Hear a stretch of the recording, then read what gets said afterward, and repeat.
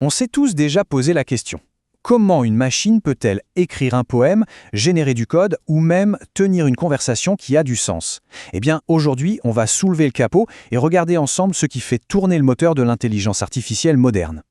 On pourrait croire à de la magie, c'est vrai, mais en réalité, tout ça repose sur un concept unique, une idée brillante qui a vu le jour en 2017. Pour comprendre comment fonctionnent des outils comme ChatGPT, il suffit de décortiquer leur nom. GPT, ça veut dire génératif, préentraîné et transformé. Alors, génératif, ça veut dire qu'il crée. Préentraîné, qu'il a beaucoup étudié. C'est assez simple à comprendre, mais la vraie star, le secret qui a absolument tout changé, c'est ce dernier mot, transformer. C'est l'invention fondamentale. D'accord, mais alors que fait-elle cette fameuse architecture Transformer? Eh bien, la réponse est presque décevante de simplicité. Oui, c'est tout.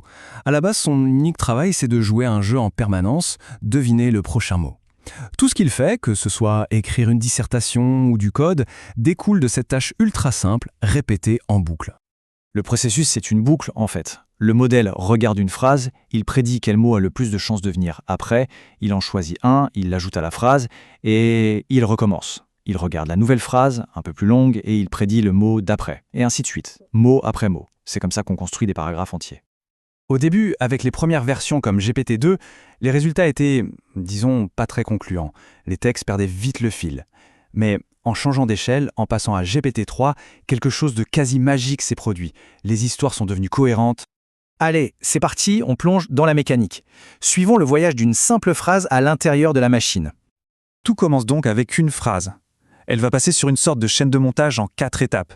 D'abord, la tokenisation, on la découpe en petits morceaux. Ensuite, le plongement, pour transformer ces mots en maths. Puis, l'étape la plus importante, l'attention, là où la machine comprend le contexte. Et enfin, la prédiction. Voyons ça en détail. Une fois que notre phrase est découpée en tokens, on arrive au plongement. Il faut imaginer que chaque mot ou morceau de mot est transformé en un point dans un espace immense, à plusieurs centaines de dimensions. Chaque mot a ses propres coordonnées, son propre vecteur. Les mots deviennent des chiffres. Et ce qui est incroyable, c'est que dans cet espace, les directions ont un sens. On peut littéralement faire des additions et des soustractions de concepts. Si on prend le vecteur roi, qu'on lui soustrait le vecteur homme et qu'on lui ajoute le vecteur femme, on tombe à peu de choses près sur le vecteur reine. Le système apprend tout seul ces relations, ce qui donne parfois des résultats assez logiques et plutôt amusants. Maintenant, on arrive au cœur du réacteur, le mécanisme d'attention. C'est ici que tous ces vecteurs de mots dialoguent les uns avec les autres. Ils s'observent mutuellement pour comprendre le contexte. Le mot avocat, par exemple. Est-ce le fruit ou l'homme de loi? C'est en regardant les autres mots de la phrase que le modèle va pouvoir affiner le sens de chaque vecteur. Juste avant la prédiction finale, il y a un petit réglage avec lequel on peut s'amuser, la température. On peut voir ça comme un curseur pour la créativité ou pour la prise de risque. Avec une température basse, le modèle est très prudent. Il choisit les mots les plus probables, ce qui donne un texte cohérent, mais souvent un peu plat, un peu ennuyeux. À l'inverse, si on pousse la température, il prend plus de risques, il devient plus créatif. Mais il y a de fortes chances que ça parte complètement en vrille et que le texte devienne absurde. Bon, maintenant, le plus fou dans tout ça, c'est que cette architecture ne se limite pas du tout aux mots. En fait, ce processus de découpage en tokens et de transformation en vecteurs, on peut l'appliquer à presque n'importe quoi.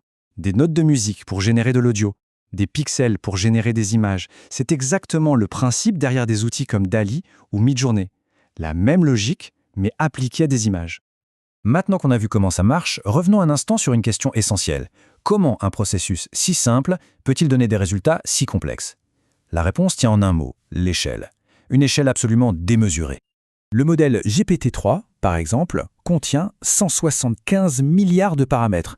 Il faut imaginer ça comme 175 milliards de petits potentiomètres qui ont été réglés très finement pendant des mois d'entraînement. Au fond, le but de toute cette machinerie incroyablement complexe, c'est de permettre à chaque mot de dépasser son simple sens du dictionnaire pour s'imprégner de tout le contexte de la phrase et d'acquérir une signification beaucoup plus riche et nuancée. Un peu comme le fait notre propre cerveau finalement.